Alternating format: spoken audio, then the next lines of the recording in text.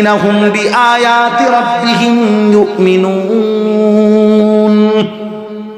দ্বিতীয় নম্বর, আল্লাহ বলেন আমার এই আয়াত সমূহ, আমার এই কালাম, আমার এই কোরআন আর এই কোরআনের ব্যাখ্যা হিসাবে আমার বন্ধুর হাদিস সুন্নাহ, এগুলোর উপরে পূর্ণ যে বিশ্বাসী, পূর্ণ পালনে আগ্রহী, আমার হুকুম, আমার আদেশ, আমার নিষেধ, আমার কালাম, আমার আয়াত, আমার কোরআন, আমার শরীয়ত, আমার বিধান, এর প্রতি পূর্ণ বিশ্বাস যে রাখে, পূর্ণ আমলে যে সদা সর্বদা প্রচেষ্টারত, মনে রেখো আমি তাকে সন্তুষ্টির পথে, আমি তাকে কল্যাণের পথে, আমি তাকে খায়েরের পথে, আমি তাকে জান্নাতের পথেই চালাচ্ছি।